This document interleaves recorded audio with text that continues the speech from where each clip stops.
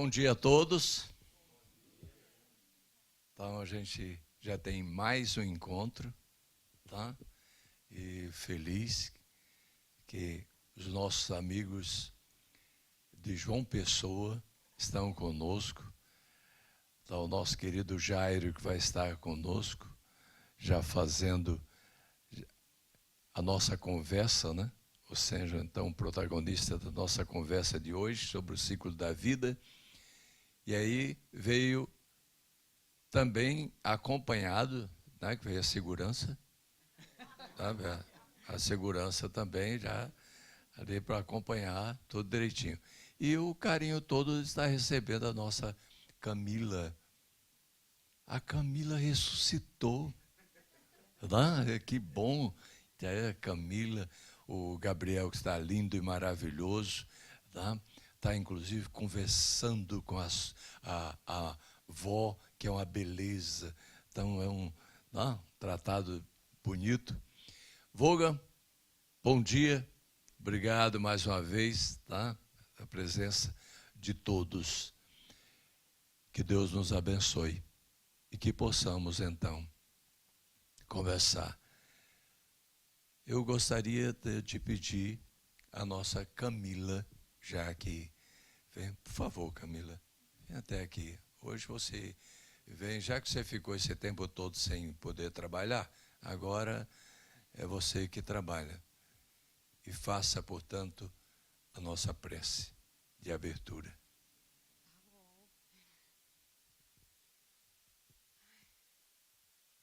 Meus irmãos e irmãs, queremos humildemente agradecer mais uma oportunidade de estarmos aqui reunidos para um propósito maior, mas acima de tudo, colocar o nosso coração à frente, superando desafios em prol da nossa fraternidade e em prol do saber do conhecimento eterno. Essa busca vem cheia de desafios e muitas vezes parece que nos testam aos nossos limites para que não aconteçam. Porém, lá do outro lado, a luz brilha tão forte e tão linda que tudo faz um imenso sentido. Pai de infinita bondade e amor, nós pedimos humildemente a bênção para iniciarmos o estudo de hoje. Iluminai os nossos corações caminhos e abre nossas mentes para tudo o que está posto, pois nós estamos sim dispostos, nós estamos sim fortes e nós vamos sim trilhar o caminho que deve ser trilhado. Pai nosso que estais nos céus, santificado seja o vosso nome, venha a nós o vosso reino, seja feita a vossa vontade, assim na terra como no céu. O pão nosso de cada dia nos dai hoje. Perdoai as nossas ofensas, assim como nós perdoamos a quem nos tem ofendido. E não nos deixeis cair em tentações, mas livrai-nos de todo o mal. Amém. Ave Maria, cheia de graça, o Senhor é convosco. Bendita sois vós entre as mulheres. Bendito é o fruto do vosso ventre, Jesus.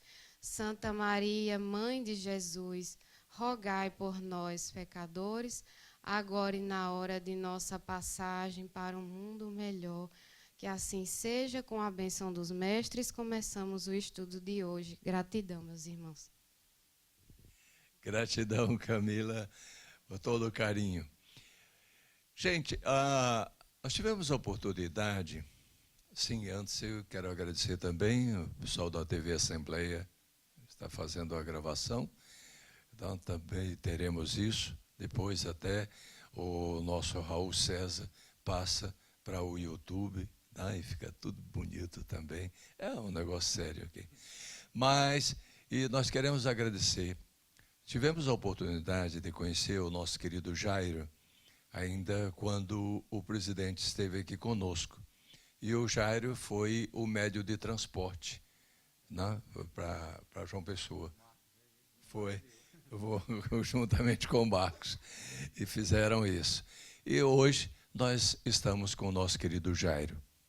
de volta à nossa querida Natal e também para nos presentear com o ciclo da vida através de mais um encontro da nossa sociedade teosófica e o nosso grupo de Natal, Uniete. Que Deus nos abençoe, que a grande luz esteja sempre conosco. Jairo.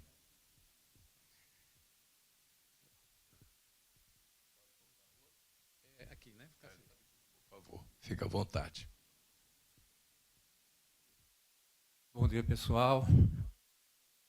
É um grande prazer estar aqui com vocês hoje e partilhar um pouco do que a gente pode proporcionar nesse sentido, né?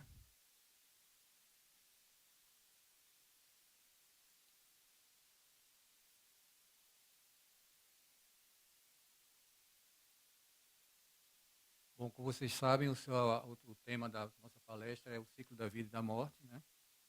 E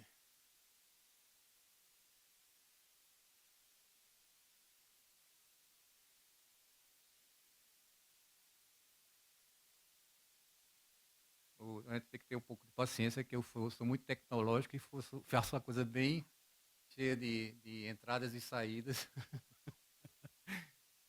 Bom, hoje a gente vai refletir sobre o ciclo da vida e da morte a partir de um texto de tradição teosófica, que é o livro que vocês estão estudando, é o objeto da nosso estudo, né? Mas a gente vai fazer isso de uma maneira bem aberta, né? Assim, não vamos nos prender muito à questão muito textual da coisa, eu vou sair um pouco também para a gente pairar por outras perspectivas, né? E eu não pretendo apresentar um sistema fechado dessa forma, e sim a usar um mapa que nos ajuda a pensar a continuidade da consciência, o sentido da morte e o processo do retorno, né?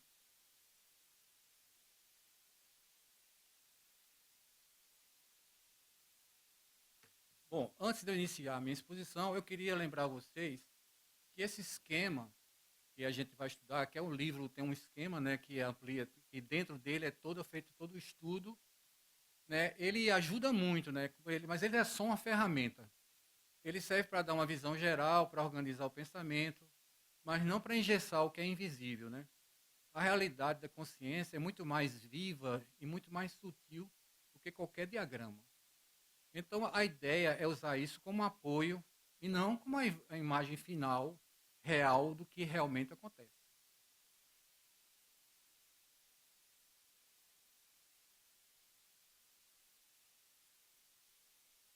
Então, essa ideia que temos da reencarnação não começou agora nos tempos modernos, como vocês sabem. Nem tampouco pertence a uma única tradição. Aqui no Ocidente, a reencarnação passou a ter um maior destaque através de Allan Kardec. Eu acho que vocês são bem sapientes dessa questão.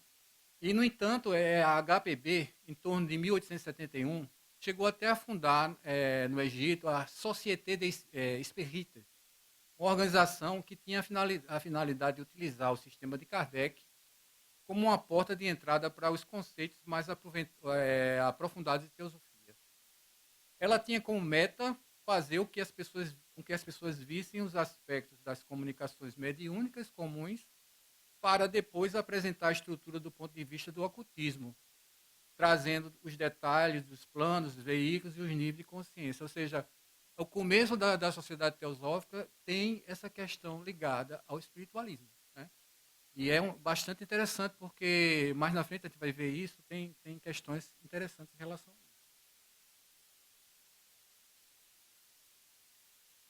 Eu passei aqui o ponto do...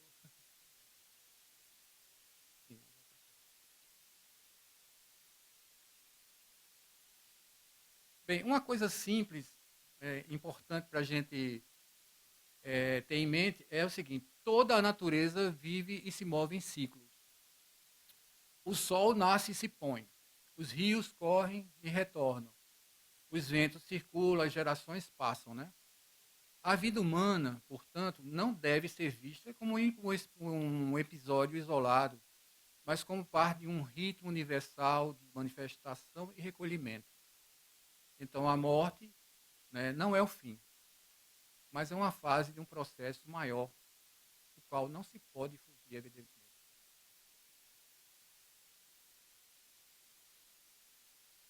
Então, chegamos ao ponto do diagrama. Esse diagrama que a gente vai trabalhar, né, ele nos ajuda a visualizar a ideia de que o homem não é composto apenas do corpo físico. A consciência atua por vários níveis de veículos, que vocês podem ver aí. Isso muda completamente a maneira de pensar a morte, porque a morte física deixa de significar a destruição total do ser.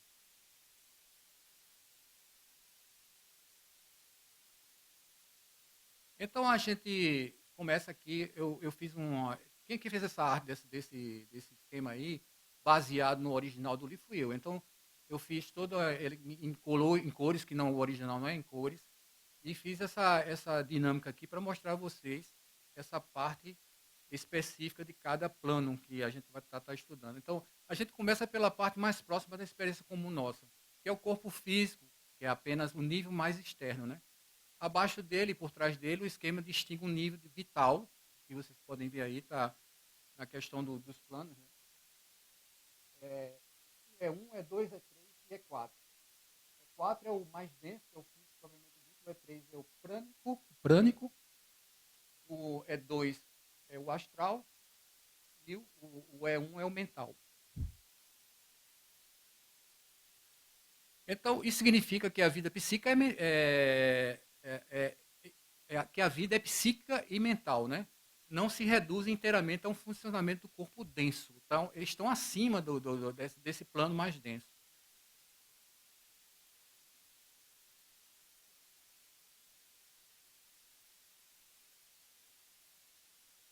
Vou ler a parte.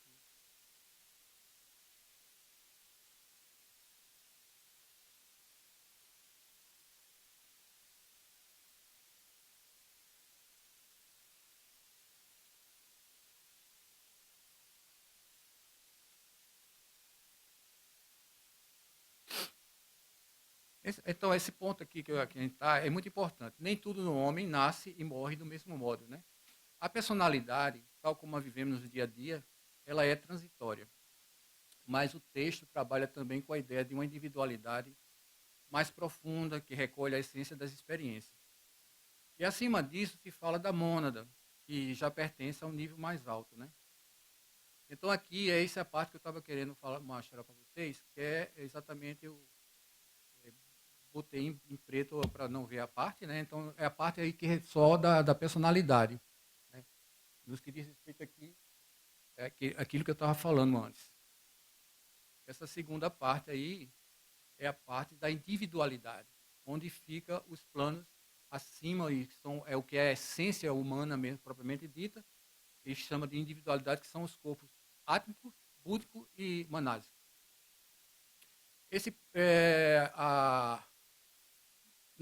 A personalidade, como vivemos no dia a dia, é transitória. Eu acho que eu já falei isso, né, gente? Mas o texto trabalha também com a ideia de individualidade mais profunda, que recolhe a essência das experiências. E acima disso, ainda se fala da mônada, que já pertence a um nível mais alto.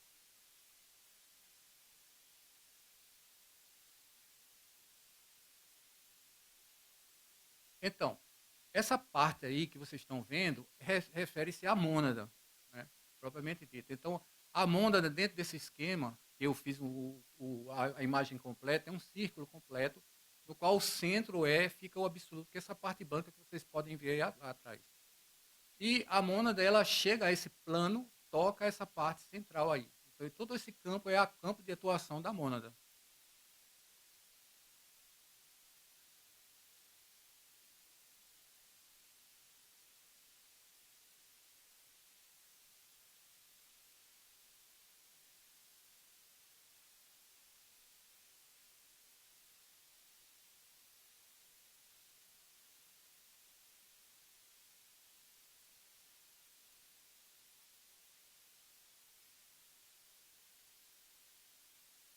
Eu me desculpe, mas eu estou ficando um pouco perdido porque eu criei muita dinâmica no. Mas aí eu fico nessa questão aqui, eu estou perdendo um pouco a questão da sequência, né? Mas agora a gente vai fazer a análise do esquema, né? Eu tenho que estar olhando para ele. Então, A questão é o seguinte, agora a gente vai falar exatamente dessas coisas. Eu não vou aprofundar muito nessa questão, porque isso vai ser lidado ao longo do estudo no livro, né? Então, várias já falaram, o livro, a obra toda fala desse esquema, né, detalhadamente. Então, eu vou apenas dar uma passada geral. Essa parte aqui superior que vocês podem ver, é o B1, B2 e B3, é disso que a gente vai falar agora. Então, eu botei aí Shiva pai, né? Shiva representa o aspecto pai. Vishnu representa o aspecto filho, que é o B2 aí. E o terceiro é o Brahma, né? Então aqui está a trindade hindu, né? Shiva, Vishnu e Brahma. Brahma também representa o aspecto Mahat. Mahat, para quem não sabe, é a questão da mente universal. Está aí representado. Essa parte aí da mente universal, e o que também está ligado ao aspecto de Brahma, ele também reconhecido como corpo causal.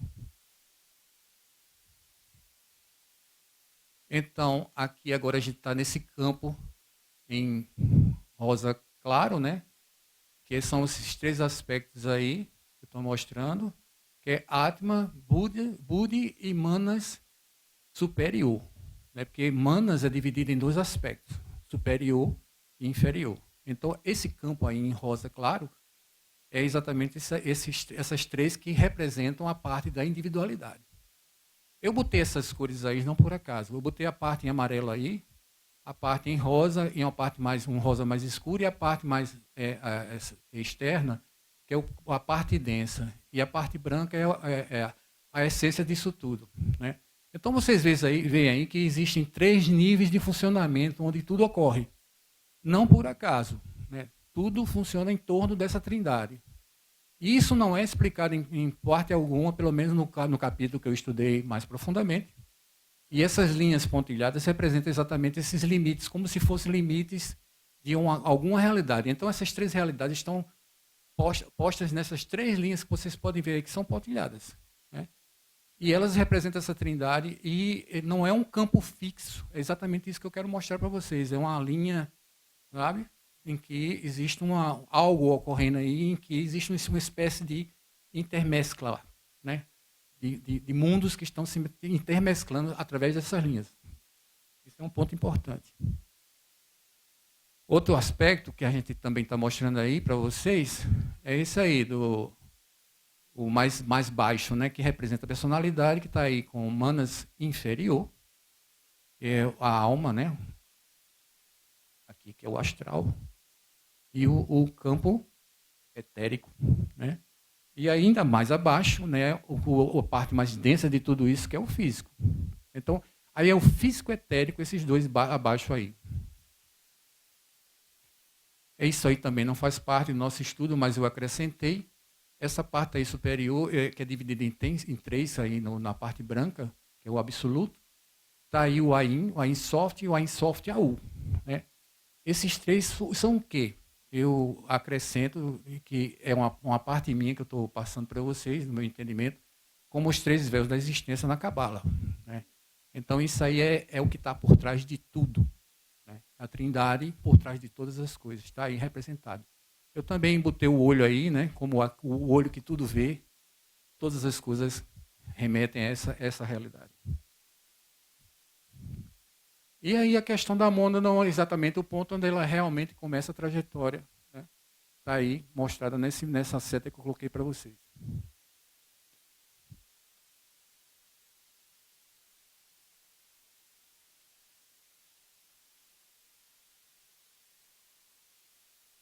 Então, esse ponto que eu abordo aqui tem muita relevância.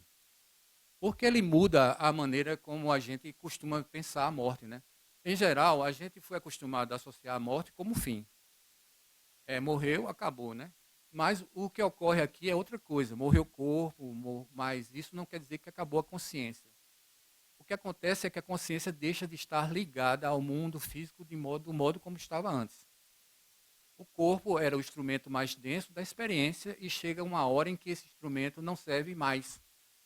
a ligação se rompe e a consciência segue o seu outro, pelo caminho de um outro nível, né?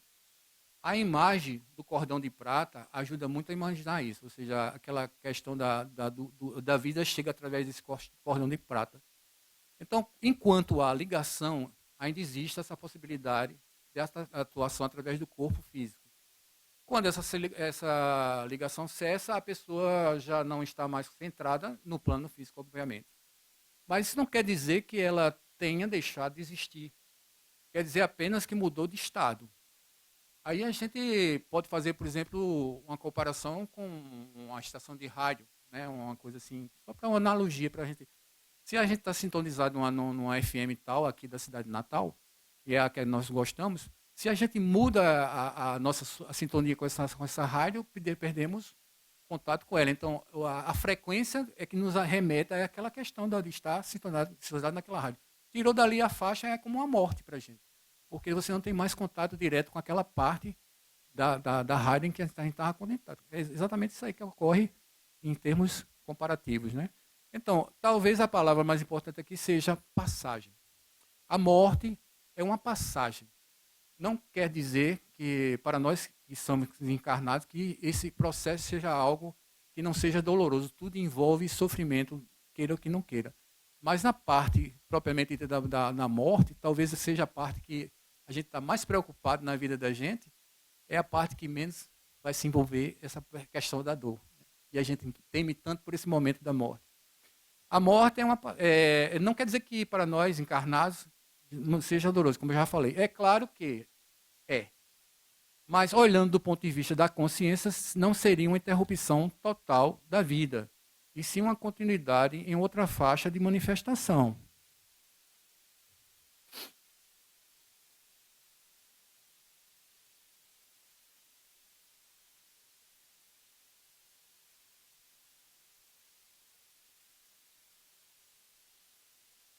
Depois que a gente entende a morte como passagem, outra coisa que temos que ter em conta é que a vida pregressa não se esvai repentinamente, como se tudo simplesmente se apagasse.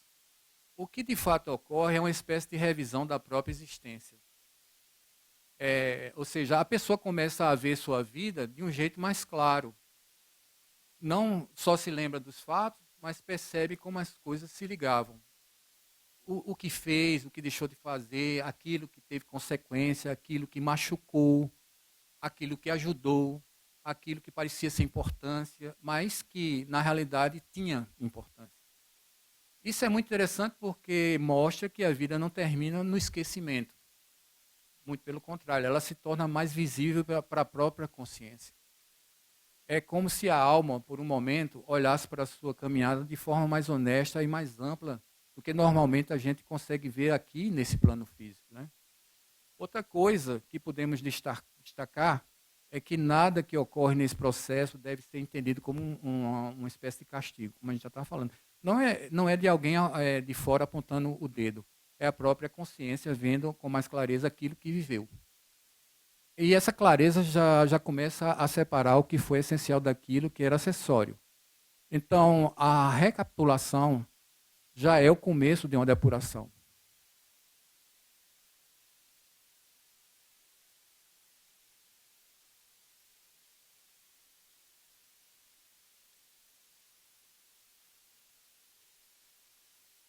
Bem, a gente traz agora algo que ajuda a gente a desfazer um pouco a imagem que é muito comum. Muita gente imagina o pós-morte inferior como se fosse um lugar para onde a alma vai da mesma maneira como no plano físico, né? Aqui a ideia é outra. Tudo o que vivenciamos não diz respeito a um lugar, e sim a um estado de consciência. Ou seja, a pessoa morreu, saiu do corpo, mas aquilo que ela alimentou por dentro não some de repente. Tudo que ainda possui uma força energética durante a vida continua. Os apegos, os medos, certos desejos, certos hábitos emocionais se estendem no pós-morte. Então a consciência ainda passa um tempo ligada a essa parte mais pesada da personalidade. E isso não ocorre mais a nível físico corporal, mas em campos vibracionais correspondentes a essas energias. Essa fase é o que podemos chamar de purgação. mais uma vez, digo que não vem uma punição externa, mas porque aquilo que ainda está grudado, né, agregado nela, precisa se gastar, se esgotar e se desfazer. E isso ocorre porque a personalidade está carregando o peso de coisas que pertencem à sua parte mais inferior. E talvez precisasse atravessar isso para poder seguir, né? Eu acho importante perceber isso porque muda a imagem do além. Em vez de um céu e inferno, como cenários externos, a gente começa a entender que existe uma continuidade daquilo que a própria consciência construiu em si mesma, né?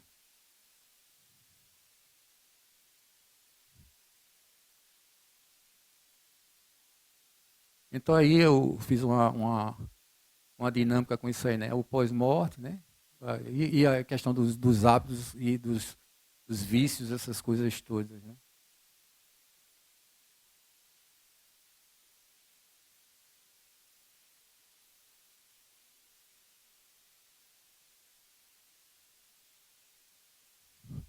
Então, esse processo que eu estou descrevendo aqui nos permite tornar mais fácil de entender o que ocorre a seguir.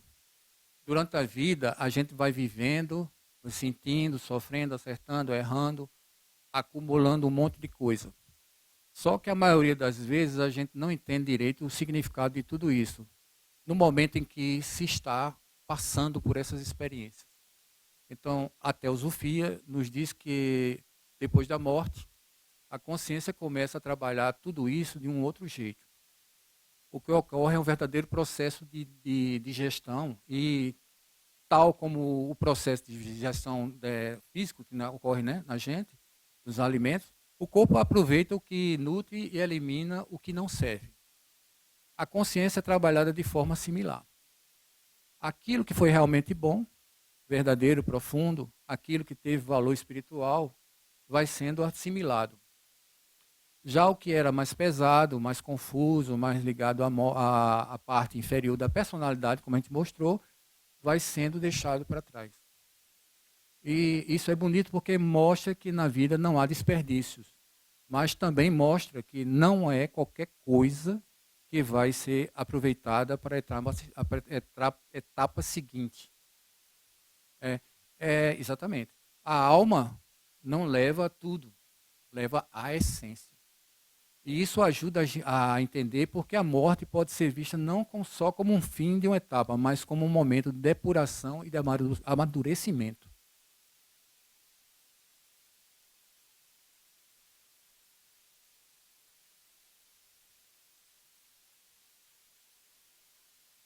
Bom, eu trouxe uma simbologia aqui da árvore, né, que ajuda muito a entender tudo isso sem complicar demais.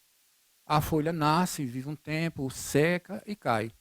Mas a árvore não acaba por causa disso. A árvore, né, a vida da árvore continua por dentro, através da seiva, do tronco, na raiz, e depois volta a aparecer em novas folhas. Quando a gente aplica isso ao ser humano, melhora muito a compreensão. A personalidade é uma vida, de uma vida pode ser comparada à da folha, né? Ela aparece, se organiza, vive sua história e depois desaparece. Mas existe algo mais profundo que continua, recolhe a experiência e segue adiante. Isso seria como a seiva. O mais bonito dessa imagem é que ela mostra que os dois pontos de vista podem ser verdadeiros. Se a gente olha pelo aspecto da folha, eu digo, essa vida é única. Se eu olho pelo aspecto da seiva, eu digo, a vida continua. Então, às vezes, o conflito entre vida única e reencarnação nasce porque a gente está olhando para níveis diferentes sem perceber. Então, a folha cai, mas a árvore continua viva. E essa imagem é o centro de toda coisa.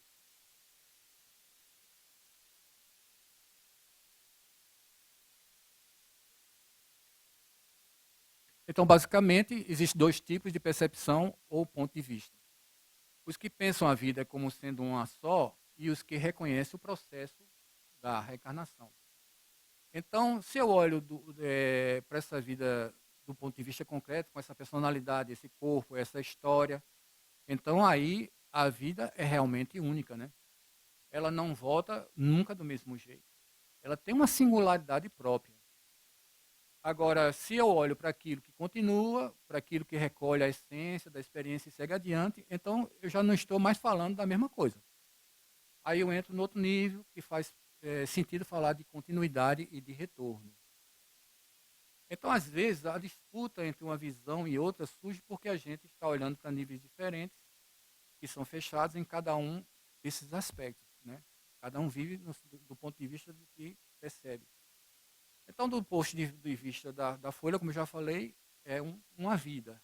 Do ponto de vista da seiva, continuidade.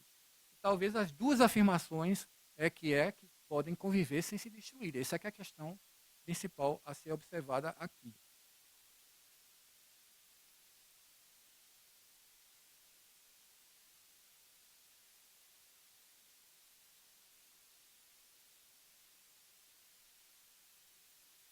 Então, aqui a gente tenta responder uma pergunta que muita gente faz.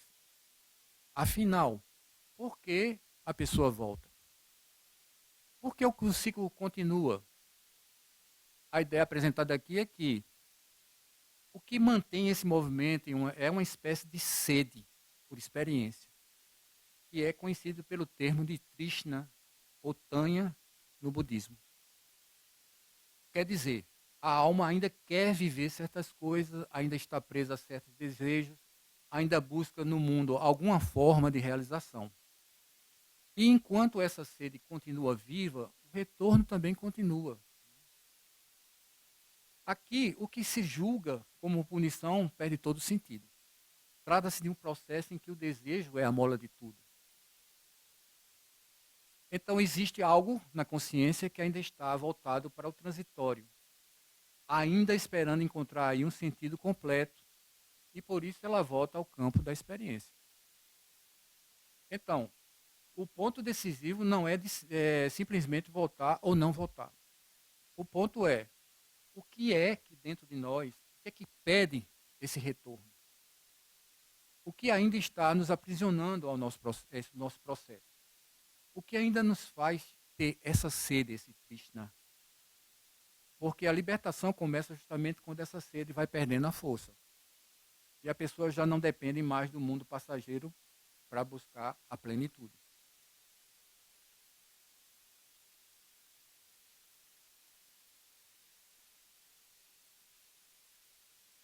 Bem, a simbologia que eu trago aqui é útil, né? Porque fala de uma coisa que a gente sempre sente na prática. Tem muita coisa na vida que parece matar a sede da gente por um tempo. A pessoa alcança o que queria, vive uma experiência, resolve uma situação, encontra um prazer, uma conquista, um alívio.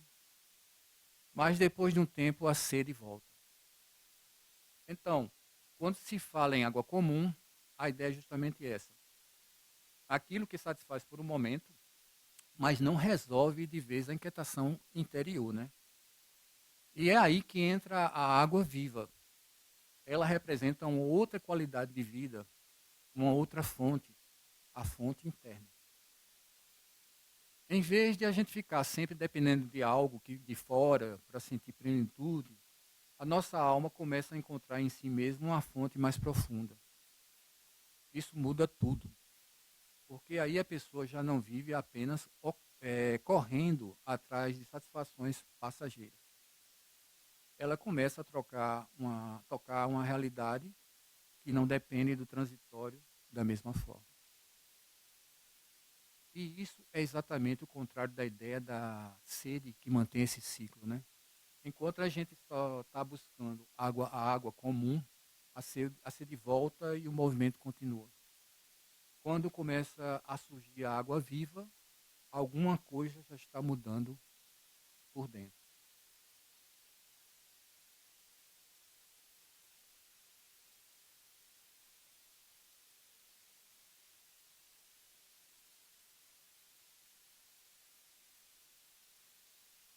Então, até agora a gente olhou o esquema do livro, né? Mas como uma espécie de mapa por camadas. Isso ajuda bastante na compreensão. Mas eu queria aqui acrescentar uma ideia a mais. Tudo nos mostra que a realidade não é feita só de faixas separadas, como se fosse uma coisa aqui e terminasse e começasse outra de forma bem rígida, né? O homem é um feixe de realidades complexas e interpenetrantes que se cruzam e se refletem. Ele é alguém que vive justamente nessa zona de contato e de transição. Quer dizer, a gente não só é um corpo, não é só emoção, não é só mente, e também não é só espírito. A gente vive tudo isso junto, em graus diferentes, ao mesmo tempo. Então, essa leitura complementar ajuda a deixar o esquema menos duro, menos rígido. Em vez de imaginar apenas uma sequência de andares, a gente pode começar a imaginar uma rede de interseções. E isso talvez traduza melhor o fato de que a nossa experiência é sempre uma mistura, né? uma passagem, um contato entre níveis. E aí, eu coloquei essa imagem aí, que é já um símbolo bem conhecido, todo mundo sabe, e ele mostra essa interdependência de camadas, né? Essas ligações. E aí eu coloquei o próprio, no caso, o próprio nosso esquema de estudo que está aí também inserido nesse contexto, né? Ele está aí, um interpenetra o outro. E indo um pouquinho mais além nessa questão dessa ideia, eu trouxe um símbolo que é bastante conhecido. Eu acho que todos vocês conhecem, isso aí é a flor da vida, tão conhecida já hoje em dia, né? Então, ela mostra essa interpenetração de ciclos, né? Todos eles estão interligados de uma forma sincrônica e harmônica e geométrica de forma perfeita. Exatamente. Isso aí, sim, foi a primeira imagem que foi encontrada disso aí foi no Egito, não sei se vocês sabem, né? Exatamente, está lá no templo. Então, olha só, o que eu quero mostrar é exatamente isso. O esquema, ele por si só já não é aquilo que a gente estava falando. Muito embora o livro não fale sobre isso, mas já está implícito que é assim, dessa forma que as coisas se conectam. E é muito mais do que isso. É muito mais do que isso. Então, para mostrar que ainda vai além, né? Esse símbolo aí, ele se repete, se replica dessa forma, um em cima do outro, de forma, né? Isso não tem limite. Isso é uma coisa que não tem começo e também não tem fim. É uma coisa infinita.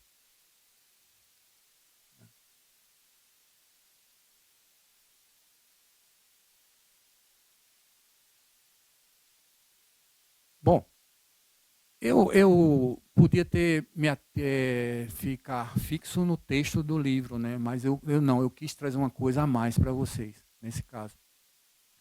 No livro fala, na parte final do capítulo, fala sobre essa questão que a gente vai falar agora. Então a gente vai entrar numa parte que eu acho interessante, porque toda essa nossa conversa sobre transformação da consciência começa a aparecer também numa sequência bíblica. Em vez de olhar só para conceitos, a gente passa a olhar para as figuras ou personagens.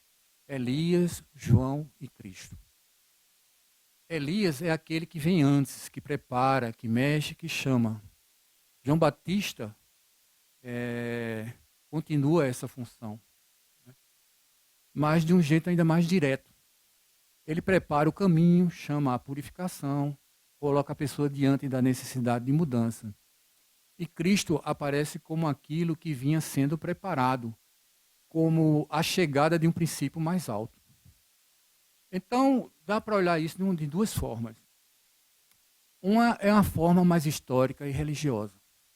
A outra é a forma simbólica, que para nós ainda aqui é muito mais importante. Nessa leitura, Elias, João e Cristo não só são personagens do passado, eles representam etapas de um processo espiritual. Primeiro, alguma coisa em nós precisa de ser despertada, né? Depois, alguma coisa em nós precisa ser purificada, preparada. E só depois pode haver uma manifestação mais plena daquilo que a tradição chama de Cristo. Então, essa sequência ajuda a gente a perceber que o caminho espiritual não acontece de uma vez. Ele tem uma preparação, tem passagem e tem amadurecimento.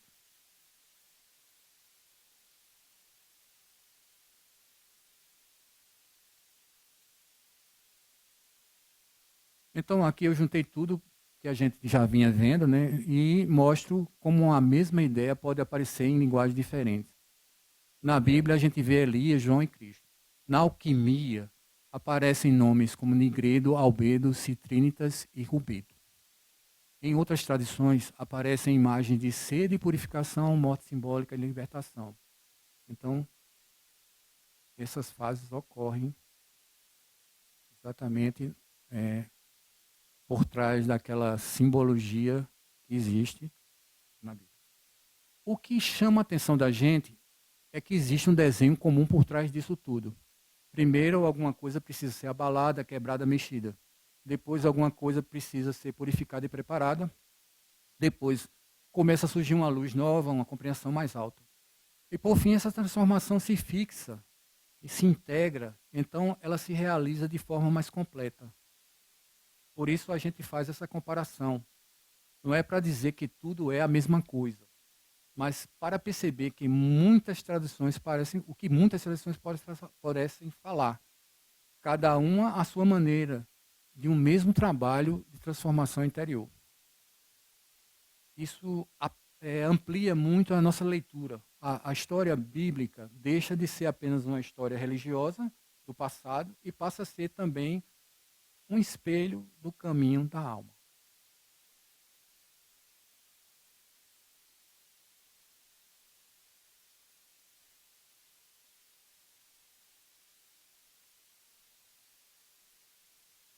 Então, em linguagem alquímica, nós estamos falando do processo em que envolve nigredo, albedo, citrinitas e rubedo. Botei nas cores respectivas ao processo, né, aí. E aí é uma imagem que representa isso, né? De baixo para cima, a estrutura começa com o nigredo, vai subindo, albedo, e o citrinitas e o rubedo.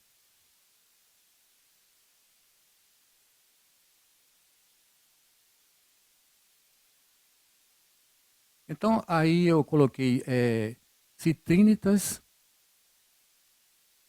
fala do nascimento estável, né, da luz da consciência, né? É isso aí que eu botei para vocês lerem aí do ponto de vista cristão, que daqui não está para ver. Então aí estão as fases, na sequência, na ordem, mostrando associado ao personagem bíblico, né? Dessa forma.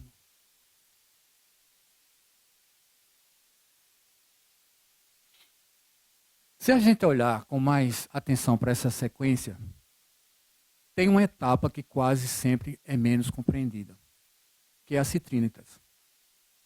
Ela não aparece com tanta força em forma de personagem, porque ela não é diretamente associada com um personagem nesse caso, como acontece com Elias, João e o próprio Cristo. E isso não é por acaso. A citrinitas não é tanto uma figura, mas ela é um estado. Depois da purificação, depois daquele processo mais intenso de limpeza e de preparo, começa a surgir algo diferente. Não é ainda a realização completa. Não é ainda a plenitude. Mas já não é o mesmo estado anterior. É como se uma luz nova começasse a nascer de dentro, brotar.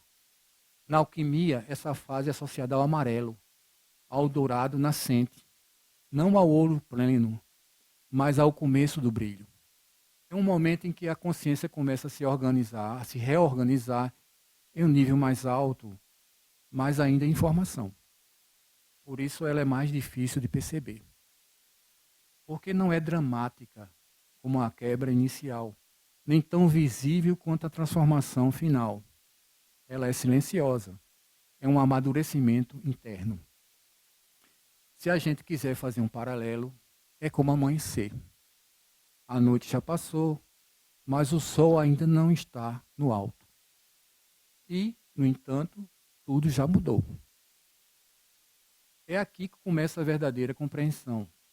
Não apenas uma fé, não apenas uma preparação, mas uma percepção mais direta, mais lúcida. E talvez isso, por isso essa fase não esteja associada a um personagem específico. Porque ela não é algo externo que vem até nós. Ela é algo que começa a nascer dentro de nós. Então, quando a gente inclui citrinitas nessa leitura, a sequência fica mais completa. A gente percebe que entre a purificação e a realização existe um momento fundamental, que é o despertar da luz interior. E sem esse momento, a transformação não se sustenta. Ela até pode acontecer como experiência, mas não se integra como consciência.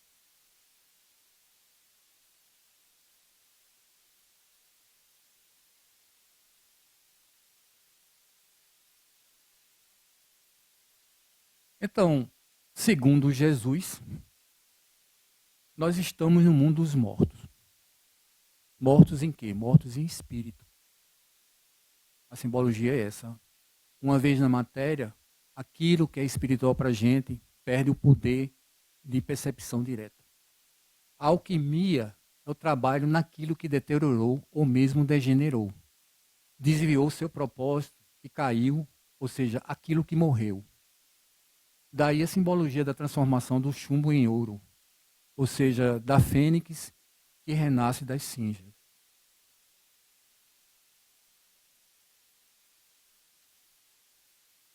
Aliás, na simbologia alquímica temos 3 aves representando o processo que está aí nessa imagem.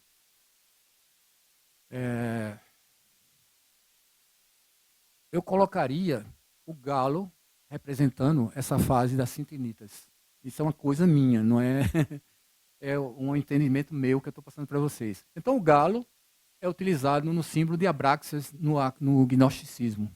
Para quem não conhece o gnosticismo, ele é totalmente, ele é exatamente o cristianismo esotérico. Ele representa a cabeça de Abraxas, simboliza a anunciação da aurora, né? Representando o despertar da consciência e a vigilância espiritual diante da luz gnóstica. Associada ao sol, expressa o logos e a inteligência divina que dissipa as trevas da ignorância. Inserido na figura completa de Abraxas, sua cabeça solar une-se ao corpo humano, que representa a alma encarnada, enquanto as pernas de serpente indicam o dinamismo das forças vitais e a ligação da mente e da terra, né? o nus. O escudo e o chicote, que também está representado aí, completam essa simbologia, expressando, respectivamente, a proteção da sabedoria e o poder ativo que governa e impulsiona o cosmos.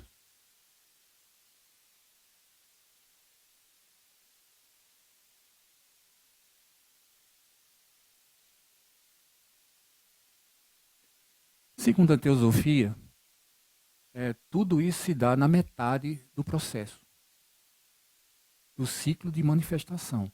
Isso ocorre com o advento do homem em seu manas associado ao Kamas Rupa, que é o veículo do corpo de desejo. Kamas é aquele princípio que fica logo abaixo da mente inferior, para quem não está ligado nisso aí. Sendo aí o campo deteriorado ou morto, como a gente estava falando, né, que se terá que trabalhar. Essa é a parte que vai se trabalhar. Então, isso representa o quê para a gente? Representa a parte do nigredo. O nigredo é a base onde tudo deteriorou e tudo vai ter que ser trabalhado, retrabalhado, porque algo veio da pureza do estado prístino anterior e deteriorou. E agora é o ponto de retorno. Isso é o processo da metade inteira do ciclo. Né? E é isso que eu estou falando nesse sentido. Se meditarmos sobre isso, veremos que na manifestação nós morremos e nascemos a cada milésimo de segundo. Nós nascemos e morremos a cada milésimo de segundo. Manvantaras e pralayas o tempo inteiro. Então, quando se fala nessa simbologia do nome que é chamado de Manvantara para a manifestação e o pralaya é o recolhimento, isso ocorre imediatamente e encerra imediatamente, assim, um ciclo rápido. É isso que eu quero mostrar para vocês. Na vida podemos ver isso ocorrendo quando, por exemplo, inspiramos e expiramos o ar dos pulmões. Terminamos um relacionamento Isso começou um relacionamento, mas ele acabou.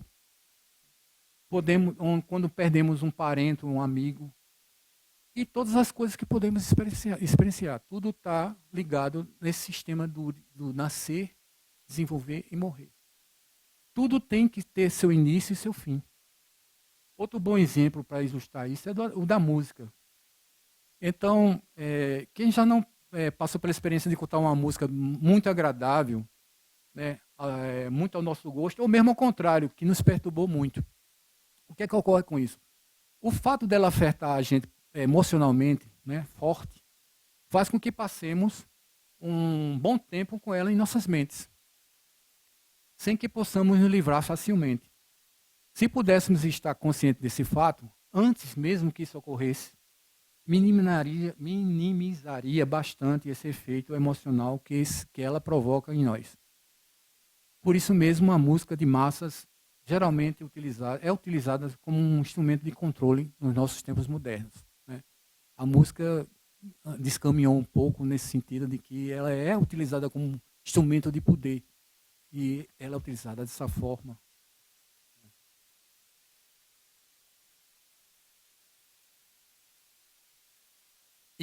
Exatamente, exatamente.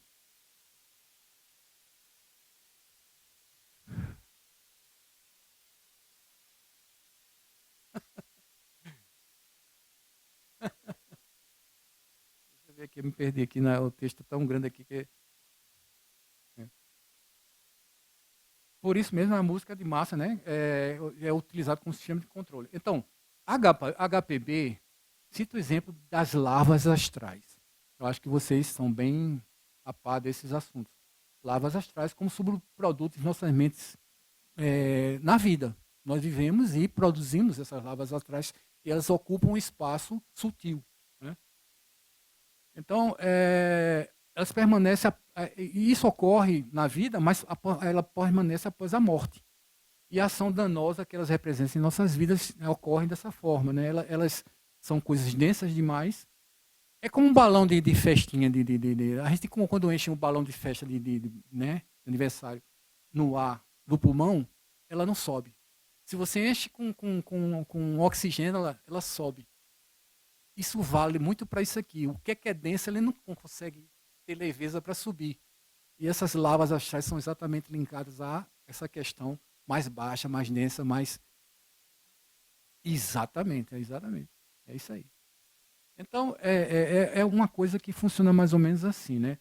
Se vivêssemos de maneira bem desapegada, bem simples, o nosso pós-morte seria bastante leve nessas regiões do cama louca, que é o pós-morte, onde ela vai sendo exatamente purgada nesse fator que eu falei anteriormente. Né? Onde ocorre a purgação é no cama louca. E o cama louca, se você não levou, se o seu balanzinho foi cheio de oxigênio, ela vai subir rápido. Entendeu? Isso é mais ou menos por aí. A lição que devemos tirar dessa realidade é o de desapegar. Aceitar o que se vai sem resistência.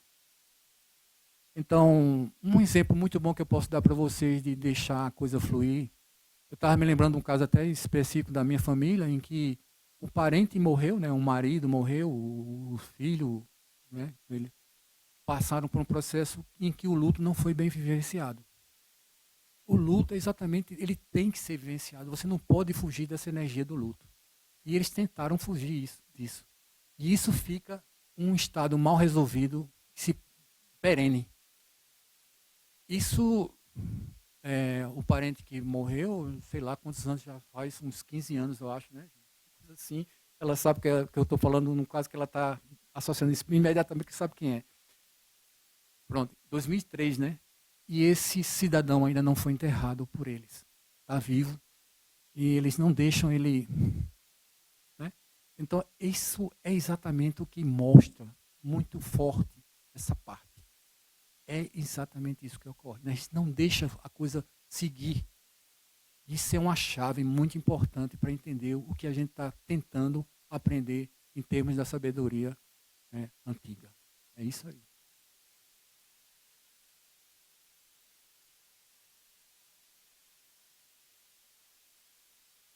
Então aí eu mostrei aí, né, uma seta está apontando para uma metade do processo, que isso aqui ocorre tanto a nível planetário como a nível humano.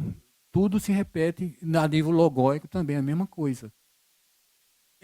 Essa parte central aí, ela representa exatamente o sistema do desejo. O desejo é que empreende a gente aqui no mundo. Então ele é a parte mais baixa, é o Kama. Ele é o que representa o Kama. E está associado à mente nesse processo. É a mente que faz esse processo ser pesado ou leve, dependendo do ponto de vista da consciência e o nível que ela está. Então a gente vai falar agora de uma figura bem interessante, eu não sei se vocês conhecem, Paramahansa Yogananda. Né? Paramahansa Yogananda é um grande hindu, ele é um yogi profundo, né? Veio para o Ocidente em missão. Ele fundou a Self-Realization Fellowship. Por ser um indivíduo de altíssima espiritualidade, ele possui uma profunda pureza. Quando ele morreu em estado de Mahasamadhi, Mahasamadhi é o estado em que é o Nirvana, né? Quando você entra no estado nirvânico, o Mahasamadhi. Foi filmado, exatamente. E é exatamente isso que eu estou falando aqui. Após o discurso que ele fez nos Estados Unidos, né, quando ele morreu, ele permaneceu sem nenhum estado de decomposição física. Né? Por pelo menos, isso é o que de registro indiscutível, irrefutável, de pelo menos 20 anos que foram observados em que não houve nenhuma deterioração do corpo dele. Uma coisa impressionante. Chocante. E isso foi registrado, gente. Isso não é uma coisa de especulação, isso é um fato. Então, e eu recomendo exatamente vocês lerem, se vocês não leram, esse livro aí, Autobiografia de um Yogi. Muito bem. Esse livro, ele é um livro que muda a mente da gente. A gente é um divisor de águas. Quando você lê esse livro, você não vai ver mais o mundo da mesma forma. Não tem como. Porque é maravilhoso esse livro. Gente, eu recomendo profundamente que vocês leiam esse livro. Ele é muito bom. Estou, inclusive, pensando em recomeçar, só por causa dessa palestra que eu toquei nesse assunto, estou pensando em relê-lo. Né? Que realmente vale a pena. Esse livro é muito bom, muito, muito bom. Então, o que é que ocorreu com esse camarada? Ele é uma coisa muito interessante, porque a gente estava falando o quê? De como o processo de morte é um processo de desagregação, que vai aquela coisa toda ocorrendo, né? Então, a purgação vai acontecendo. Ele, numa morte dele, ele abandonou o corpo, né? Fez o cordão, cortou. Mas o corpo dele continuou. Ou seja, vejam que a inversão do processo. Se nós mortais comuns morremos, o processo de decomposição começa imediatamente. O dele durou muito tempo. Por quê? O estado de pureza afeta tudo. Então a vibração, aquilo que morou, que residiu naquela concha, naquele físico, deixou aquela energia dessa forma. Para vocês imaginar como isso é potente. Então, exatamente. Então, a energia, a vibração é tudo, gente. O mundo, como Pitágoras falava, é a música das esferas. É uma sinfonia tocada. Quando a pessoa é alinhada com essa sinfonia, ela é isso aí. Ela deixou o corpo, mas o que ela deixou de resto é uma matéria diferenciada. É uma matéria que está ainda atuando na Terra, no físico, sem ele estar lá mais. É muito forte isso, né? E eu a observar aqui que é o contrário. Se ele se desligou desse corpo, na fase sutil, no cama louca, ele passou feito um foguete, né? Não é nem um balão, é um foguete. É dessa forma. Então, nossa vida pode ser, dando continuidade agora, para já caminhar para o nosso término, né, da nossa palestra. A gente, na nossa vida, pode ser simbolizada, traduzida em um ciclo de 70 edições. É simbologia, gente, não é um número fixo. Né? Tudo tem um padrão por trás, uma coisa, um simbólico que representa um número, uma ideia, uma geometria, qualquer coisa, uma cor, um tom, né, os 7 tons e essas coisas todas. Então aqui é uma representação numérica simbólica, que se pode traduzir em 72 anos, como exemplo, dos quais 36 anos é a metade. Né? Então, até os 36 anos, a vitalidade normalmente e constantemente vai se repondo. A nossa estrutura ainda está em crescimento, ainda está em formação, e a energia vital vai repondo isso normalmente. Então, é uma guerra? É uma guerra entre a vida e a morte. Mas só que é uma guerra em que a vitalidade está ganhando em larga escala. Então, até a metade é assim. Ela está estruturando. É a mesma coisa do ciclo que eu mostrei para vocês aí. Vai descendo do sutil, vai se estruturando para o mundo físico dessa forma. Já ao contrário, é quando vai do 36 ao final. Ele está caminhando para... Chegou ao ápice, aos 36, simbolicamente. E daí vai começar o processo de perder agora. A vitalidade vai perder campo para o campo da morte. A morte agora é quem é a vencedora. Então ela vai, cada vez e paulatinamente, nosso corpo vai perdendo. Nós estamos morrendo o tempo inteiro. Essa é a verdade. Nascendo e morrendo, como eu falei. Só que nessa simbologia aqui é o seguinte, até a metade, a vitória é da vida e da vitalidade. Depois, a morte vai começando a ganhar campo e vai aumentando. Até o ponto em que, no final, é o colapso total. A vida da gente colapsa porque os órgãos já estavam morrendo, o meu fígado já não funciona mais bem, meu coração já está cada vez mais fraco. Né? O sistema, né, como um todo, as vísceras, o intestino, o estômago, tudo já está começando. Né? E a gente vive num tempo absurdamente caótico, por vários fatores, inclusive dentro dessa lógica que nós estamos falando, nós estamos na metade. Isso tem toda a representatividade do que eu estou falando. Então, é um ciclo de disrupção mesmo. A gente, né? Então, isso tudo faz parte do processo. Hã? Exatamente. A meditação é o trabalho que a gente tem que fazer para... o que é o campo? Porque eu botei aqui como utilizar esse conhecimento alquímico como um instrumento prático. É exatamente isso, gente. O que a gente precisa fazer? É purificação. Purificar o quê? Os nossos corpos. Purificar tudo que entra, não só pelo campo físico, pela alimentação física, né? Pela ingestão, mas pela ingestão também do campo emocional. Que qualidade de vida nós vivemos? O que é que a gente consome emocionalmente? Vocês veem que a gente está vivendo um tempo muito caótico em que as coisas estão chegando praticamente de forma forçosa para desequilibrar nossa estrutura harmônica. Então, a gente tem que se trabalhar para cortar exatamente essa coisa que está querendo se impor para a gente.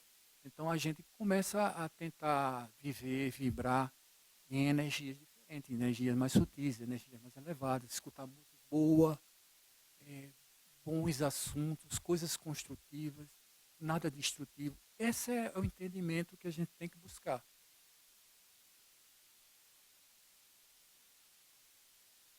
Exatamente. Então, isso tudo faz parte. Então, não é à toa, por exemplo, quando se fala da cultura do vegetarianismo, do veganismo, essa coisa, isso tudo envolve um fator absurdamente impactante no nosso momento. Só para dar um exemplo, no questão do veganismo, por exemplo, o vegetarianismo também, ele não envolve mais a morte de animais. Né? Não se está fazendo mais o sacrifício para que nós possamos viver. Isso é um ganho que você dá nesse sentido. E por aí vai, né? Isso é tudo envolvido em cada um dos níveis que nós estamos trabalhando.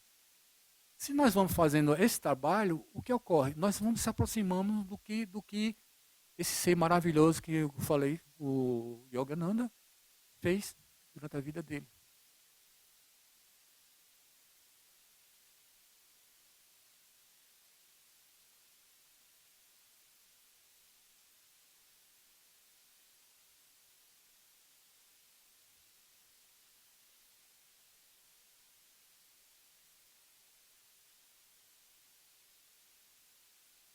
Exato.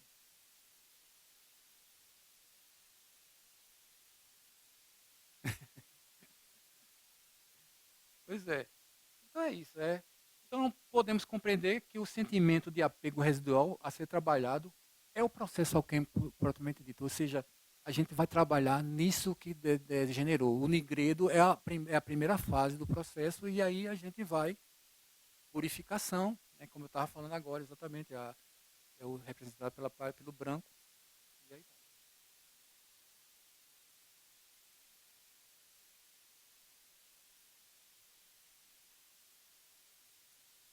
então, chegando aqui, antes de finalizar a apresentação, a gente abre um pouco mais o olhar. Até agora a gente vinha falando da alma, da morte, do retorno, da transformação interior. Mas aqui aparece uma ideia mais bonita, a de que a nossa vida não está solta no universo. A gente faz parte de uma realidade muito maior, viva em muitos níveis. Então o processo humano não é uma coisa isolada, perdida num cosmos indiferente. Existe uma ligação mais profunda entre tudo isso, né? Isso ajuda muito a mudar a sensação de separação. A nossa caminhada não acontece sozinha. Ela acontece dentro de uma totalidade viva, da qual a gente participa o tempo todo, mesmo sem perceber. Então, eu coloquei esse texto, até eu vou abrir aqui, porque eu não estou conseguindo ler, não vou ficar...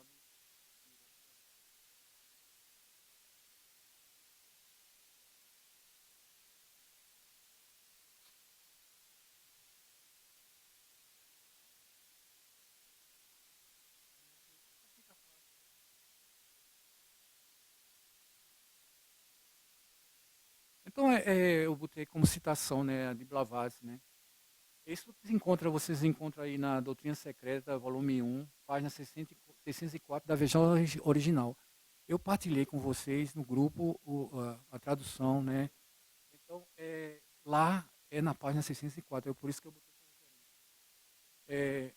De deuses a homens, de mundo a átomo, de uma estrela a um pavio aceso, do sol ao calor vital do ser orgânico mais insignificante. O mundo da forma e da existência é uma imensa cadeia, cujos elos estão todos conectados. E aí, não fugindo exatamente ao que a gente estava mostrando, está aí o símbolo da uma dinâmica, né, de expansão e se conectando de forma interessante.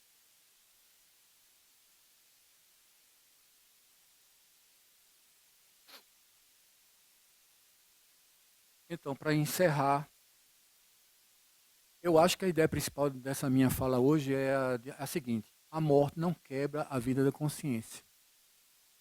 Ela muda a situação, muda o plano, muda o jeito da experiência, mas o processo continua. A gente vive, aprende, se prende a muita coisa e se descarta de outras. Perde, ganha, amadurece um pouco e segue em frente. E esse seguir não é automático nem vazio. Ele tem sentido, tem depuração, tem assimilação e tem transformação. Então eu acho que o mais importante não é perguntar o que acontece depois da morte. Talvez o mais importante seja perceber o que a gente está fazendo agora com a nossa própria consciência. O que a gente está alimentando, o que a gente está carregando conosco, o que a gente está realmente transformando dentro de nós mesmos. Porque, no fundo, é isso que vai dar qualidade para todo o processo, todo o caminho. Isso é o que vai fazer realmente diferença. E exterminamos nossa palestra hoje. Obrigado.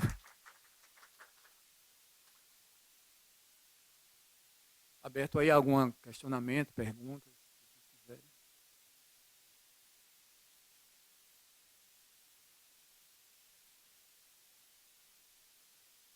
Blavatsky?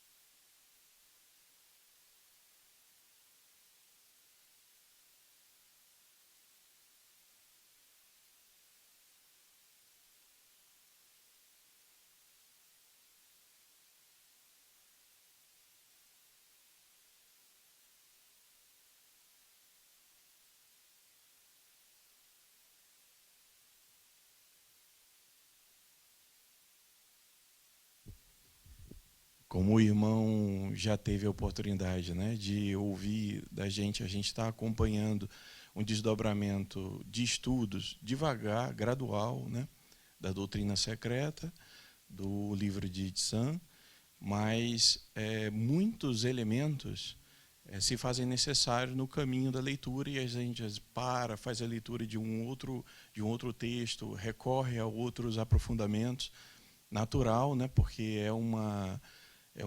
são camadas e camadas, né, faixas e faixas de desdobramentos de conhecimentos, muitas vezes compilados, eu sei, em registros menores, mas, de qualquer maneira, é recorrente, né, essa necessidade.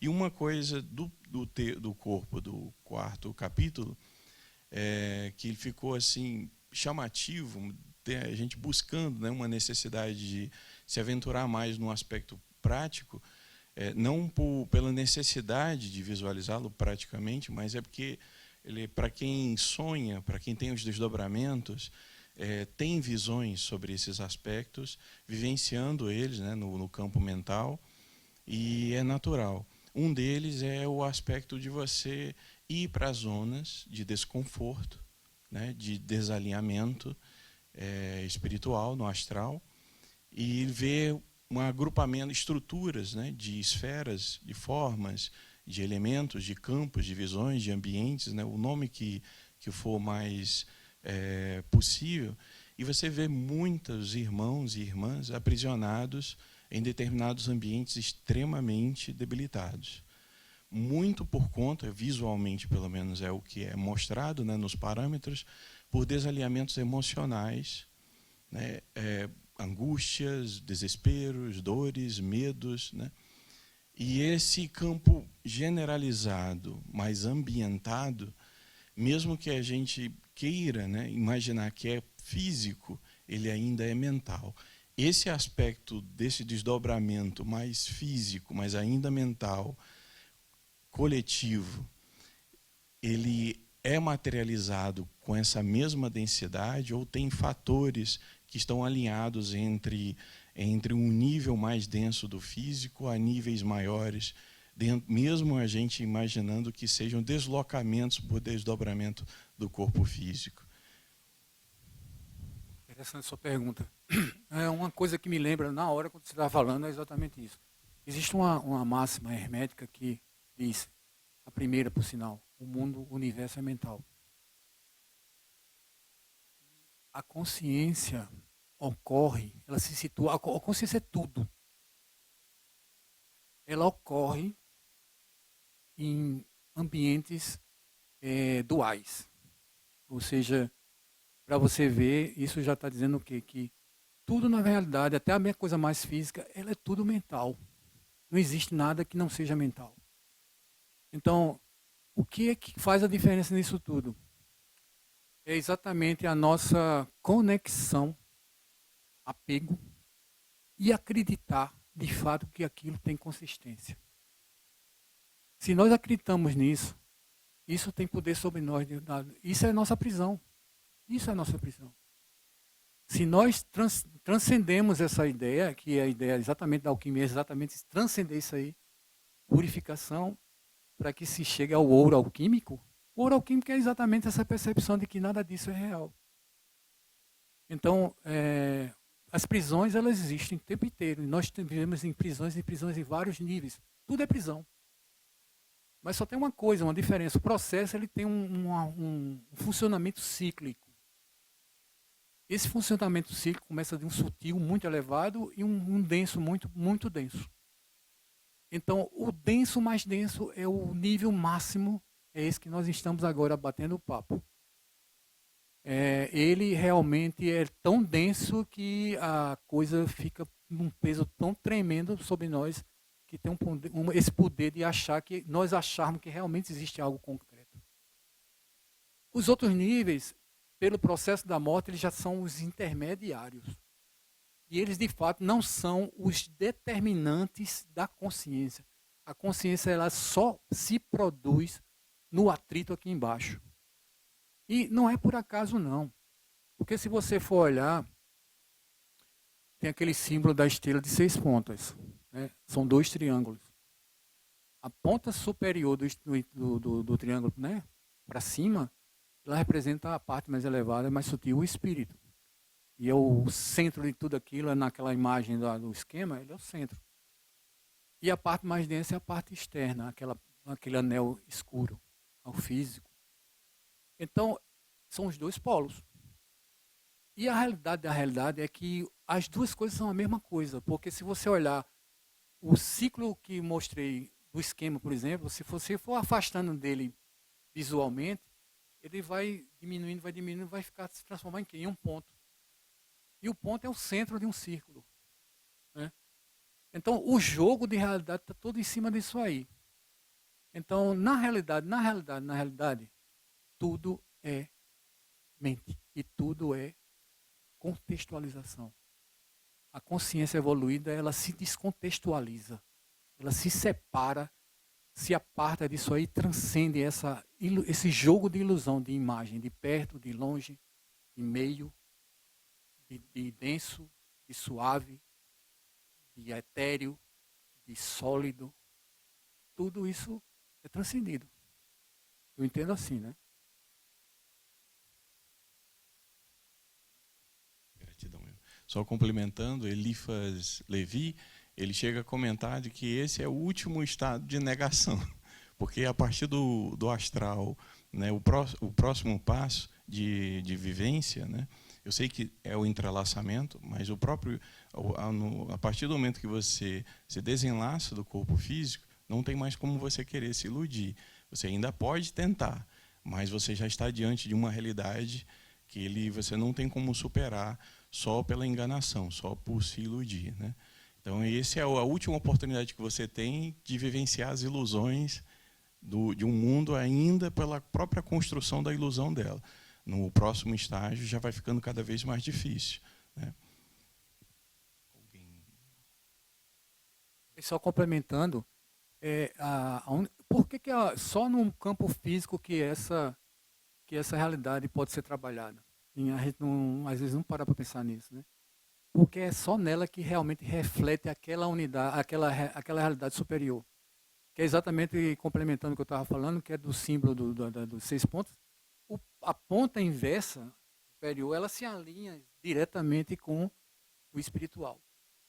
As outras partes intermediárias, ela não ocorre isso, ou seja, a consciência só é trabalhada no campo físico mesmo. Por quê? Porque a essência, ela está presente ali.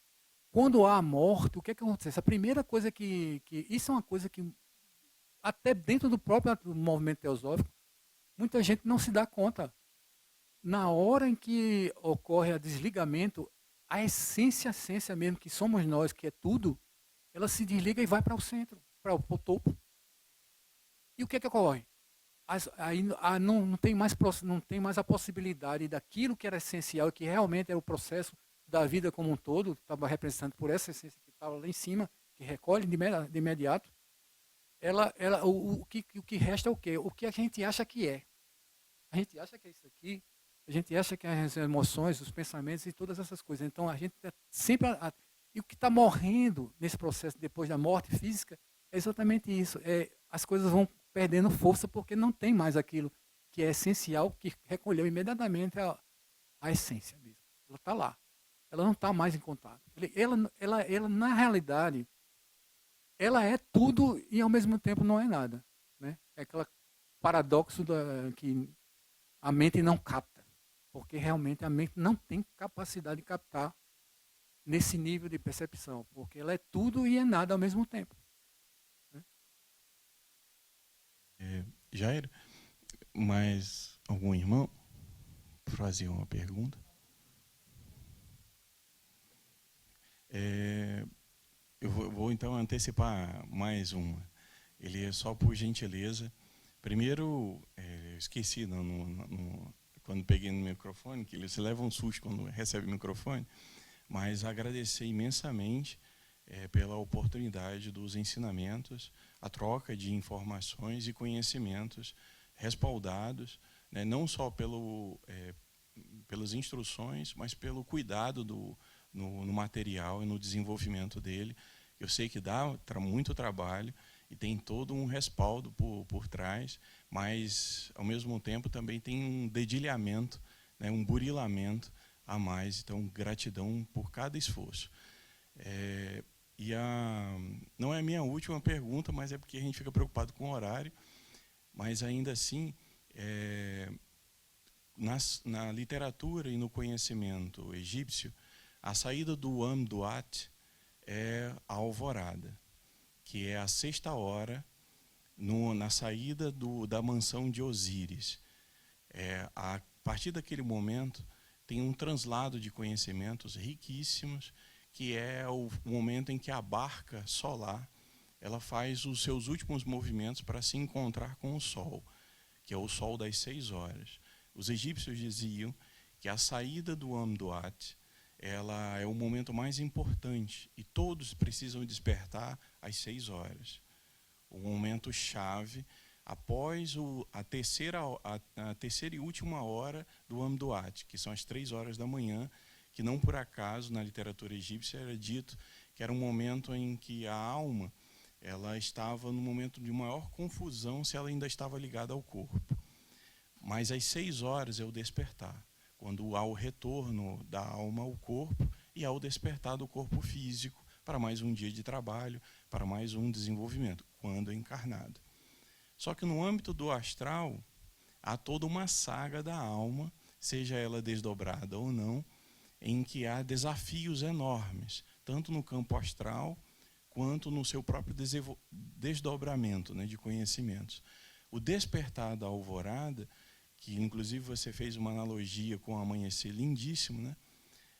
Para a literatura egípcia, é dito pelos textos das pirâmides que esse momento é um despertar profundo, contínuo, dia após dia, da oportunidade da alma no corpo. Então, a minha pergunta, humildemente, é se esse amanhecer também se renova a cada dia, em verdade, para nós, como um todo, seres espirituais em corpo físico, também renovando em cada partícula do ser. Fica à vontade, desculpa. Alguma coisa que você estava falando, né? Ativou a consulta. Cara, eu precisei ver a voz no microfone. E se há algum entrelaçamento desse conhecimento do amanhecer, por analogia, repercute e vibra em nós a cada amanhecer, não necessariamente às 6 horas, mas é como se fosse um renovar da vida, uma oportunidade de um percurso da saída da noite, ou seja, do adormecer. Não estou levando em conta em quem trabalha à noite, mas é só por uma questão de uma analogia pela quantidade e o número de pessoas, né, que se renovam pela luz do amanhecer, se renovam por um novo dia de trabalho. Então, esse renovar é um processo também de renovação da própria vida, como um ciclo circadiano, como um ciclo de desenvolvimento e amadurecimento do espírito, que se renova nessa saída, em todo o amanhecer, não só por uma analogia, um simbolismo, mas também numa renovação espiritual, assim como os egípcios acreditavam? Boa pergunta. Quando você estava falando isso, eu estava me lembrando que tem uma frequência Schumann, já ouviu falar sobre isso? Tem tudo a ver isso aí. Sabe o que é isso? Como a gente diz, tudo é vibração. Né? E tudo, essa vibração ela tem tudo a ver com o som universal, o verbo, o Om. Né? Então, o tom universal, ele é o primeiro som que dele todas as coisas originam. Esse Om, ele é em 3, é a trindade. Né? A, Om, Om. Então, tudo no universo é baseado nessa questão desse princípio do som, do verbo. E a estrutura desse som, basicamente, ele funciona por termos de harmônicas universais.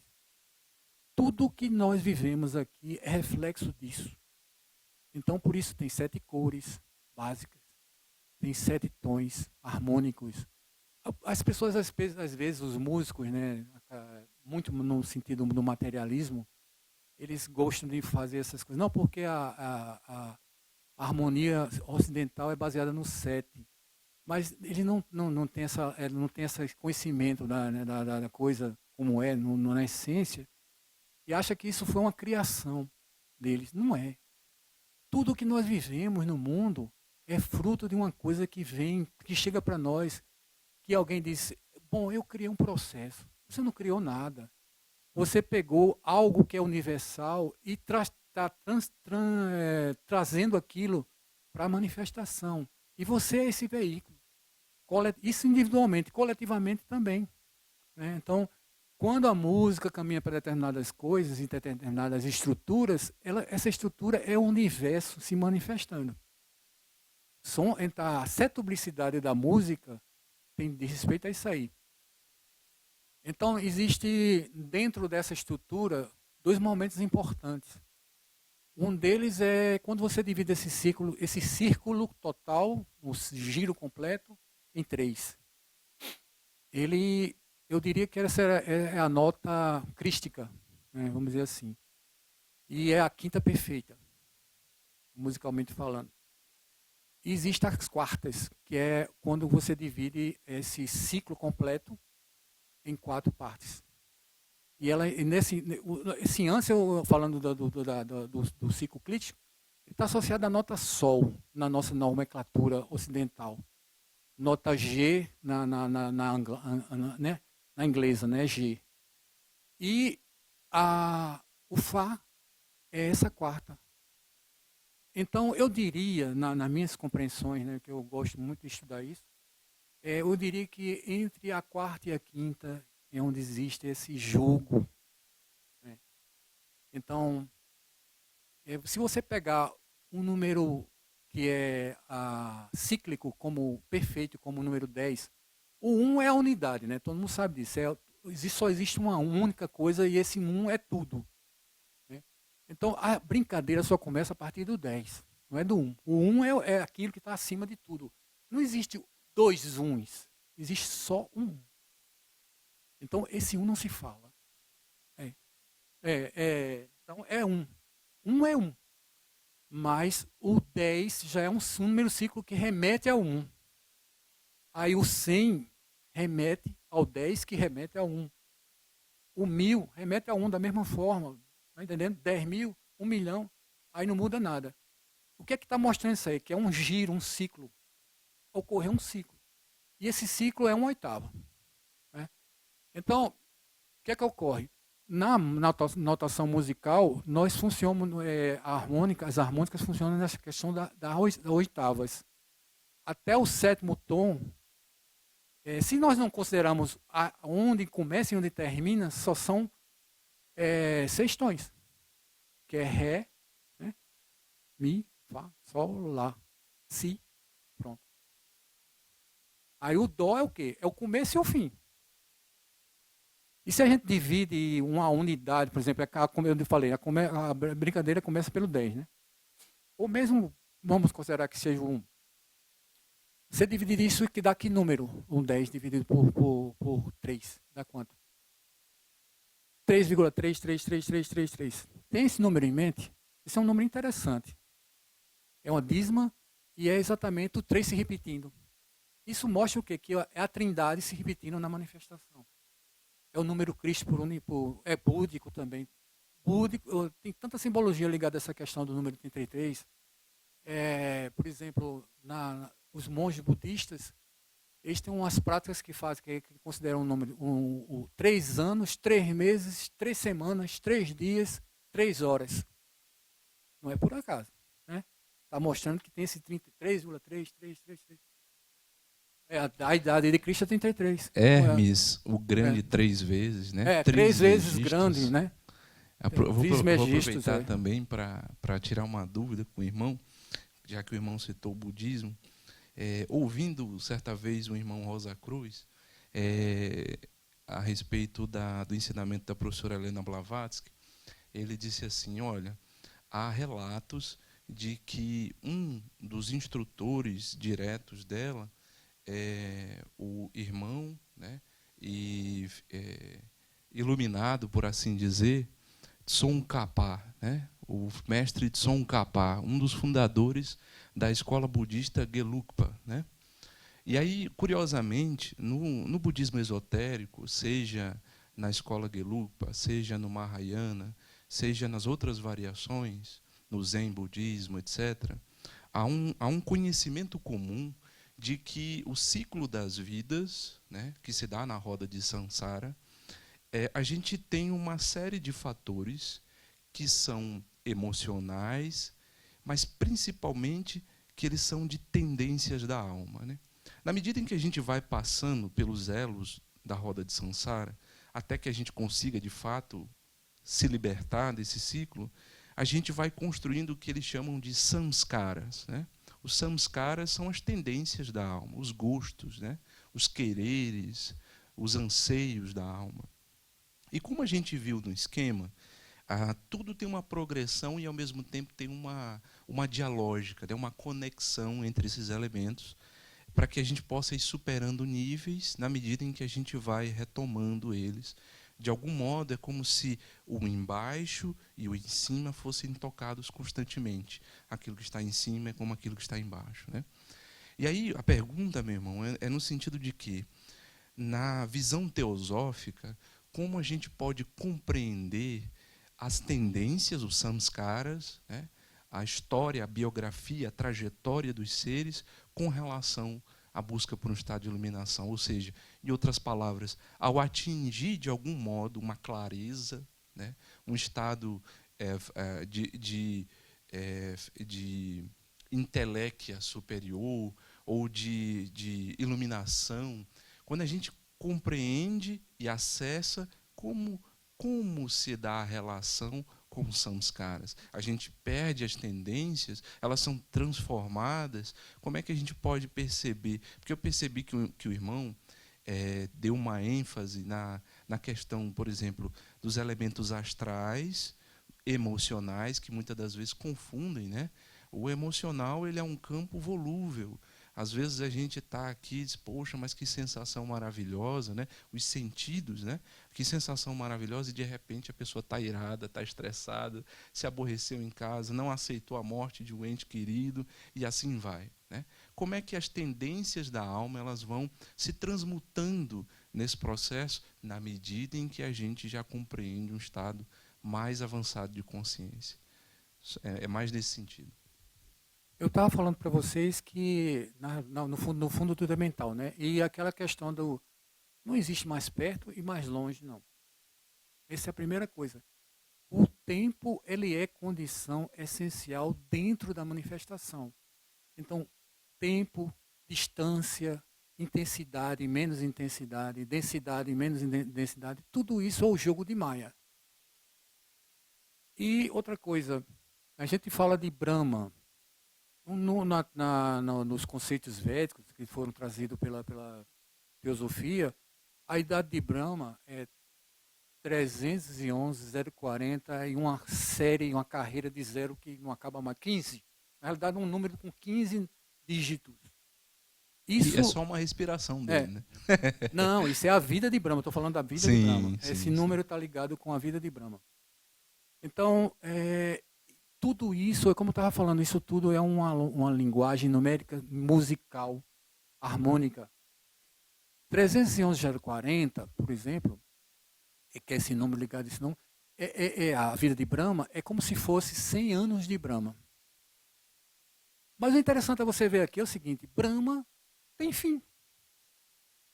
Brahma extingue. E quando extingue Brahma, ele passa pelo mesmo processo que nós passamos. Ou seja, existe uma fase pralaica. A vida dele é o Manvantara dele.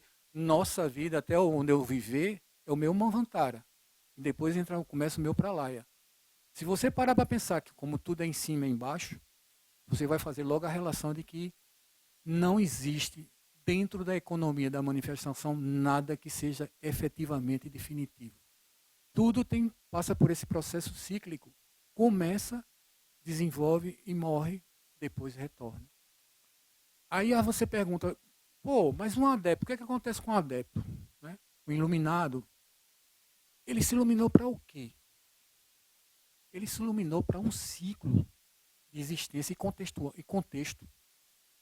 Então, dentro da teosofia existe uma coisa chamada, um termo que se chama o ciclo não passarás, não passa, não passarás.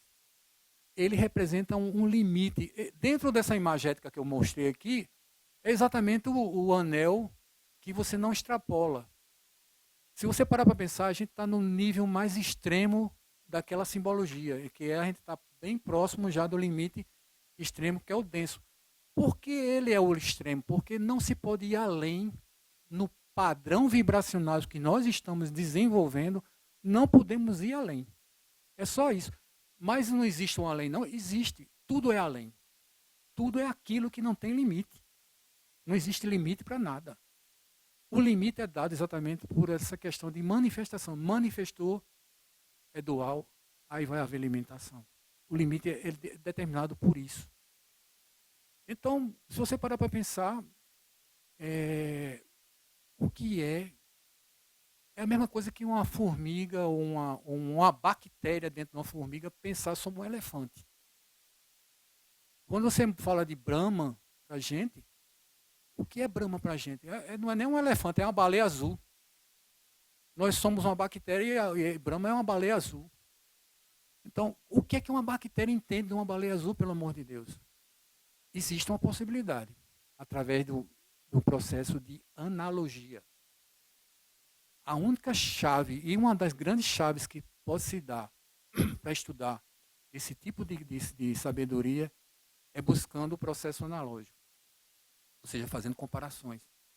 São perfeitas? Não, não são perfeitas, mas levam você a um processo em que fermenta algo dentro de você e nessa comparação você vai começando a ver que existem padrões que se encaixam, que nos encaixa dentro de uma coisa que transcende essa percepção linear que nós temos na nossa modo de pensar e funcionar dentro da manifestação. Então, se você vai se conectando com esta percepção que transcende, você está trabalhando um aspecto que é manásico superior. Esse manásico superior é a base da Trindade, que representa a nossa individualidade. Se você parar para pensar, eu mostrei no esquema anterior, aquela parte em que Brahma representa Mahat. Mahat é a mente universal. Então, se você fizer uma correlação, você vai ver que Mahat, se é a mente universal, ela é uma mente. Mas é uma mente no nível superior, elevado. A nossa mente não chega na mente Mahat. Nós estamos num nível abaixo, na parte da individualidade, onde a mente é abaixo, nos 3 níveis abaixo. Então, é mente também, tudo é mente. Mas só que Mahat está muito além da nossa capacidade de capacidade de pensar e captar. Existe uma possibilidade de chegar a esse nível? Existe. Através desse processo que eu estava falando, no qual a própria mente em si, ela vai ser transcendida. Então, ela diz mais respeito a exatamente essa questão interna, búdica, interna. Mana superior é a base disso aí, mas não é ela em si. Mas é o dom de toda essa possibilidade de percepção começa. Então, Budi é o véu de Atman. E Atman, em resumo, é tudo. Brahman. Atman é Brahman. Está entendendo? Então, é como se fosse aquilo que Brahman representa, é Atman nessa nossa constituição.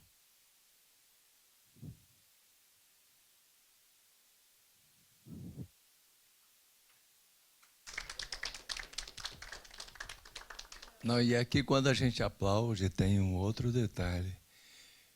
Geralmente a gente já convida para que volte. Então esse aplaudir aqui é suspeito, né? É conspiratório. E aí, porque a nossa irmã Simone, o nosso irmão George, todos estão já na lista do voltar.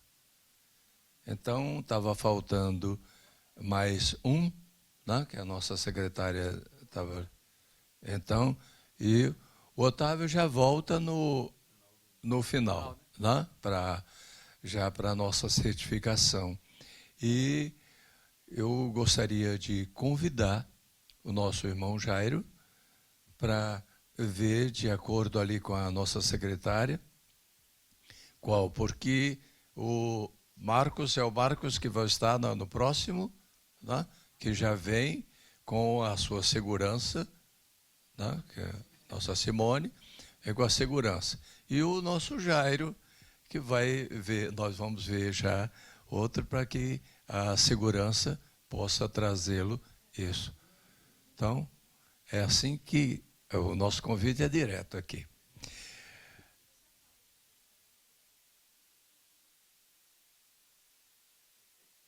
Ah, sim, tem essa questão também, né, de vir com mais tempo para conhecer o projeto.